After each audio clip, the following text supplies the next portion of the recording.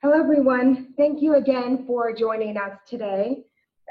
Here at Education Commission of the States, we are happy to partner with Pathway to Tomorrow for this exciting and informative webinar about their current initiative. Before we jump in, let's review a few logistical points regarding today's webinar. All participants will be muted and video capabilities disabled. If you do have a question during the webinar, please utilize the chat function at the bottom of your screen to send a message to the panelists. The team at Pathway to Tomorrow will do their best to respond to your question either during this webinar or will follow up afterwards. And thank you to those who have submitted questions prior to today. You can also find frequently asked questions regarding the initiative on their website at www.p2tomorrow.org. With that, I'd like to welcome Hannah Scandera. Hannah is spearheading the Pathway to Tomorrow initiative and is here with us today to share an in-depth overview of their call for proposals. Welcome, everyone. I'm Hannah Scandera, former Secretary for Education for the state of New Mexico. And we're here today to talk with you about Pathway to Tomorrow, P2T, and the call for proposals. Over the last year, I've had the privilege of working with so many different leaders across our country, particularly around education. And I've heard a few things over and over again. We need new, innovative, bold, fresh ideas that we can tailor to our local and regional needs to meet our state's needs, our economic needs, and our education needs. We are counting on folks across this country bringing their best ideas, innovative ideas, bold ideas for our K-12 and higher education and workforce systems to work together. And I should say, and pre-K as well. We're counting on those ideas because we know people across the country need them to go forward. What does it look like as we look forward to our next decade of education and what's possible for our students and their outcomes? I want to thank all of our partners. This would not be possible without you. And guess what? Our work and partnership together has just begun. We're counting on you to bring people to the table. Innovative ideas, entrepreneurs, teachers, parents, business leaders, education leaders in your communities with great ideas. We need your ideas so that we can be responsive and work together to support our communities and our states across this country. So over the next hour, we're going to walk through what is this process? How do you submit your ideas? What happens after you've submitted your ideas? We'll walk through frequently asked questions that we've heard from you already, and also share with you how to submit new questions if you have them. So we look forward to diving in. Thank you for joining us today, and thank you for being a partner in P2T. Alrighty, let's kick this off and get started. I want to just say once again, thank you to ECS and Molly here and supporting our initiative and so many of our other partners as well. Today, if by the end of the webinar, we'll have walked through the backgrounds, what shaped this initiative, the vision, and our approach, and then specifics around P2T's call for proposals and the frequently asked questions we've heard from you already. And as I mentioned earlier, we also will be taking any questions you bring today and either answering here or following up with you individually or adding to our website on frequently asked questions. So once again, thank you for your time, your interest. We are excited about this initiative. I hope you saw the launch, if you will, piece in the 74. Stay tuned for more information and exciting announcements as we go forward. So just a quick background before we go forward on the call for proposals. Really, as I mentioned earlier, the goal of P2T is to hear our local and regional needs, respond inside and outside the box. Maybe traditional folks who are very engaged in policy and program ideas, but also folks that are not in our traditional pathways that have great ideas. And we need to hear from them, bring them to the table, build on the solid foundation that exists in our education and workforce spaces today, but fully recognize that we are in need of, whether it's in Tennessee, Louisiana, New Mexico, my home state, or anywhere in between. There are similarities to the things that we need, and there are differences. But we all know we have to continue to cast a vision forward that closes the gap for our kids, for our workforce and economic needs, and really paves the way for a future that's bright for kids, our states, and our country. So our goal is to connect these dots in partnership with our partners and with you as we go forward. I mentioned this is in direct response. I've had hundreds of conversations over this last year, and whether it's governors, education leaders, advocates, entrepreneurs, business leaders, legislators, and it is clear that we are excited about the work that's been done in our communities and our states, but that we have a lot more work to do, and we want to keep moving forward and keep creating new pathways for success as we go forward. But this initiative is launched out of local requests and local partnerships, stepping up to really fill these gaps and also have a visionary expectation around what's ahead for us. Just to clarify, P2T is representing broad bipartisan interests and absolutely intended to be responsive to local, regional, and state needs. If you haven't taken a look at the partners that are currently partners with P2T and in P2T, please go to our website.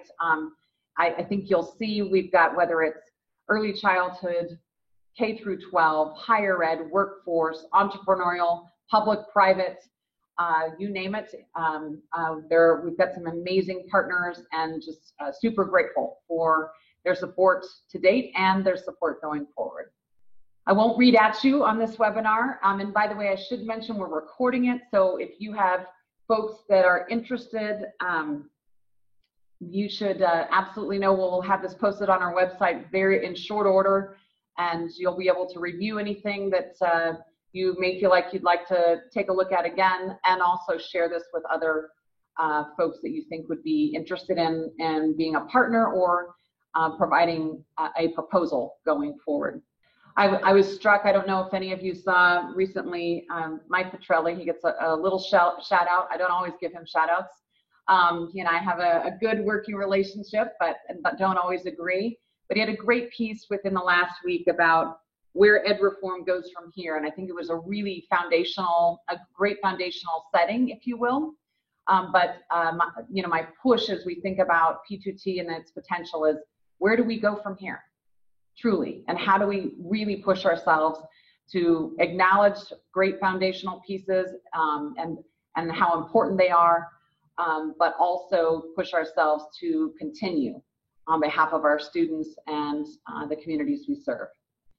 This is a quick picture, if you will, of P2T's phases as we go forward. Our goal is to be a bridge. We are not launching an organization, we're launching an opportunity to work together, an opportunity to bring our best and brightest ideas from across this country in different spaces, from different voices maybe than we've heard from before, and from those we have who are in this work every day. We want to bring those together. We want to see in phase 2 local coalitions building or strengthening to then identify their priorities and actually implement these ideas with a strategic view and a long-term view on impact for students, outcomes, and the future of our communities and our respective states. So let's dive into some details. The call for proposal was launched June 28th, about a week and a half ago. The due date for the proposals is August 31st. They can be submitted through the P2T website. The maximum length is 3 pages. And I just want to pause here for a minute. You may be able to put together what you need on a single page. If you can do that, you should. Do not let 3 pages become a necessary component to your submission.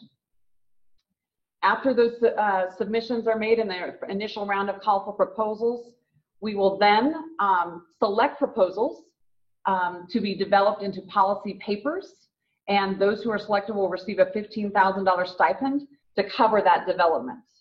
I want to mention, and just stay tuned, within the next little bit, we'll be making an announcement about one of our partners who has stepped up and is willing to help develop out kind of policy coaches and policy working group teams to help you take your idea to the next level, so that we in no way want the submission process to be a hurdle for great ideas, agile ideas, innovative ideas that we need to hear, and communities across our states and country need to hear as well. So know that we are doing everything we can, and we are so grateful for all our partners' recommendations and support and partnership in reducing barriers to entry when it comes to proposals and as I mentioned, bold ideas.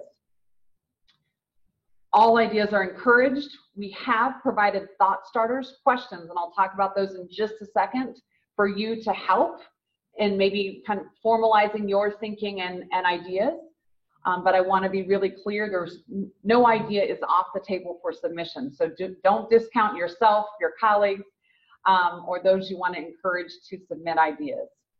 The initial round of proposals will be evaluated by a cross-professional group of local educators, leaders, and advocates from across the country as we move forward, and I'll talk a little bit more about that in just a second. I just want to reiterate how inclusive we are trying to be, and if you are someone listening to this webinar and you don't feel like you fall in any one of these buckets, whether parent and community member, advocate, business leader, or entrepreneur, researcher, nonprofit leader, educator, and practitioner, you still belong. So do not discount yourself, your ideas, or folks that you think have incredible ideas going forward. And I really will encourage you to invite others, share this opportunity with others to participate and submit their ideas as well. What is expected in this first round of proposals? As I mentioned earlier, maximum of 3 pages.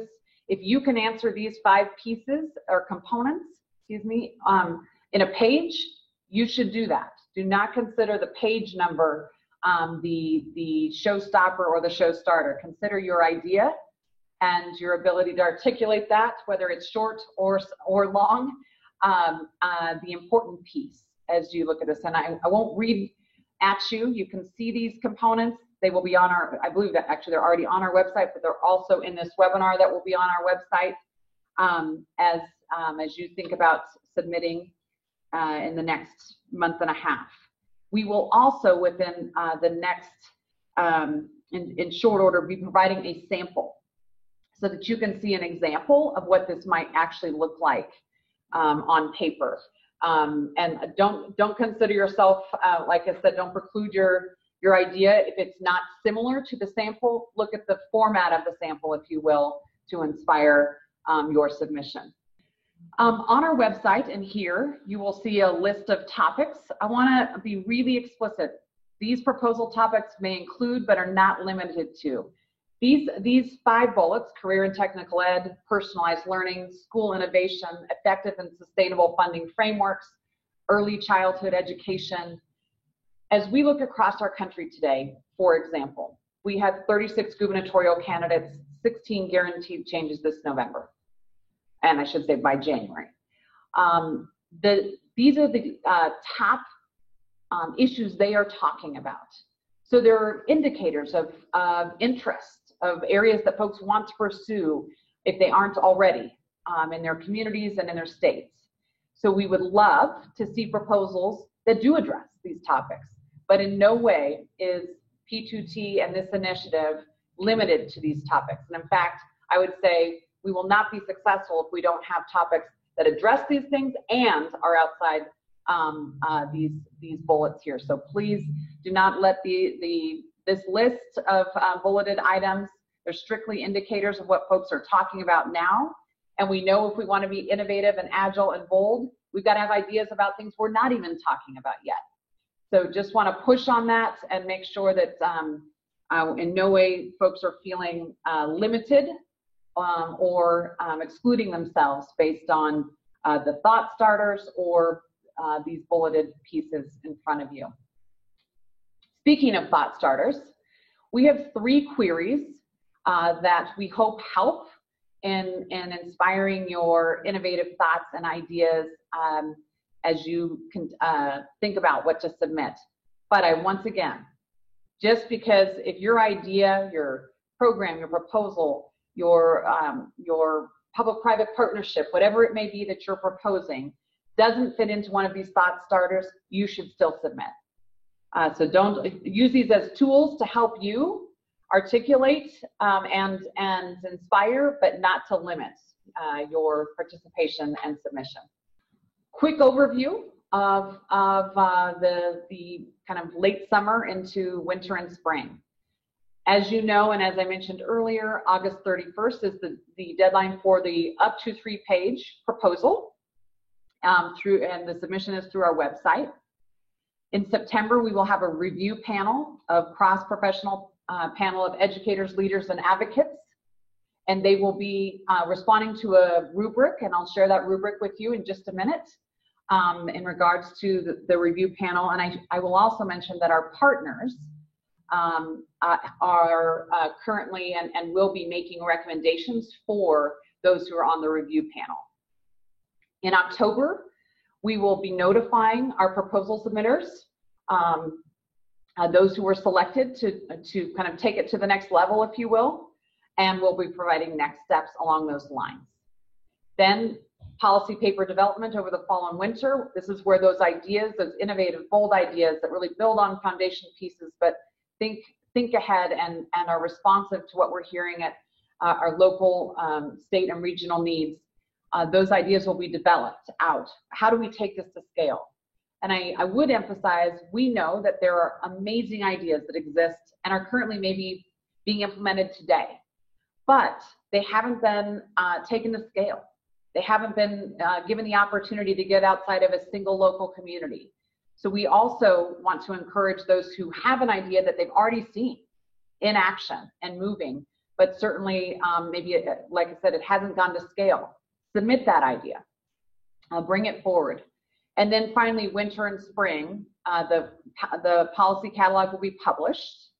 And phase 2 is the beginning of looking at funding states and communities to implement ideas within a larger strategic plan for impact for students in the areas that they serve, and how building local coalitions to implement and really make these ideas real and tangible for our kids and our communities.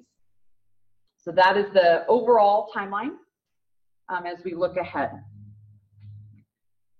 A quick look at the review process and panel. The review panel, as I mentioned, will be comprised of recommendations from our partners. They will be bipartisan, diverse. They will include local educators, leaders, advocates, business representation, and entrepreneurs from across the country. And each proposal will be assigned to small review teams where the reviewers will use a rubric to provide recommendations for proposals to go forward. What are the principles for evaluation? And these will inform the more comprehensive rubric. The evidence of need. Is it research informed? And I want to take a minute there. You may be listening to this webinar and saying, well, if it's really innovative and it's really outside the box, how do you have research? Because we haven't done this before.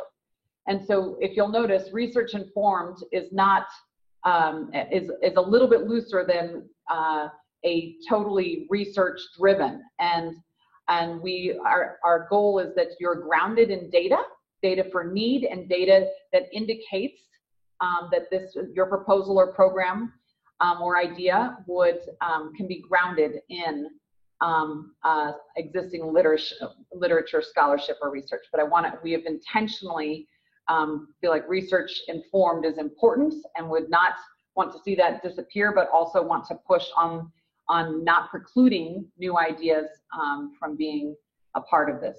Innovation, implementation. It's one thing to have a great idea. It's another thing to have a way forward in implementing. And I'm sure many of us could chuckle on this webinar about policies and ideas we've had that were phenomenal in concept and just so exciting, but the bridge to actual impact is just as important as the idea. I think we've learned a lot of lessons about that over the last 20 or 30 years, and certainly want to build on what we've learned in the last bit. And then finally, and I want to say, of course, what do you expect? What are the outcomes? What are the results that we're going to see for our kids, for our communities as we go forward? I mentioned this before, but I'll mention it one last time. If you're a partner listening, you will be receiving a reach out from us, P2T, for your recommendations around reviewers in short order. So 4 ways you can participate: submit a proposal by August 31st, share the call for proposals through all your opportunities and ways to reach people that you think would be valuable contributors and have great ideas, and push yourself to think outside the box. Sign up at our website to receive updates and reminders so that you stay up to speed. I mentioned earlier we will be making an exciting announcement in the near future about a partner who has agreed to provide mini, what I'll call boot camps and coaching opportunities. If the idea of taking your idea and putting it on paper is intimidating, it's not part of your day job, or just you would love a thought partnership, we will be announcing in the near future, and excited to announce with one of our partners the opportunity for some supports around how do you translate your idea into something more tangible for implementation. So more details to come. Another reason to sign up on our website so you get those next kind of rounds of information and updates. Become a partner.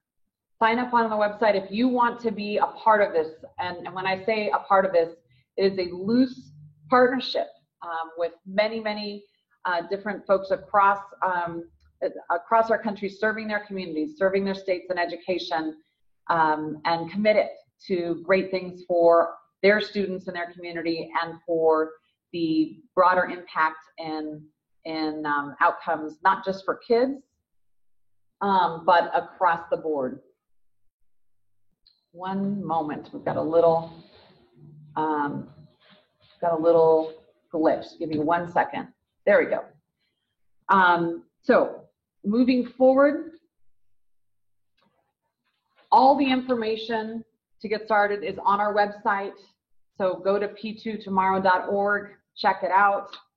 Information about becoming a partner is on our website as well. Thought starters, the proposal components, principles for evaluation, the email sign up. So take a minute, peruse, and make sure if there's something that isn't there, let us know, and we'll certainly respond ASAP. I'm going to walk through frequently asked questions, and I won't talk at you. Here, I'll just give you quick summaries. Bottom line, if your idea, and I've said this over and over again, but just want to be really clear, our goal is to be inclusive and to not preclude our folks who might not come through our traditional pathways of policy ideas and development. So make sure that you submit. I mentioned earlier, even though we know a lot of the kind of big topics that policymakers are talking about in the education space, we would love ideas around those big topics like career technical education, personalized learning, sustainable frameworks around college funding and K-12 funding. But these big ideas should not preclude you from submitting other ideas outside the box. We need bold, innovative, agile ideas. And once again, what are we looking for? Programs, policies. We could probably keep kind of brainstorming. Both, all of the above is the answer. If you're wondering, is my idea, is it legitimate? Submit it.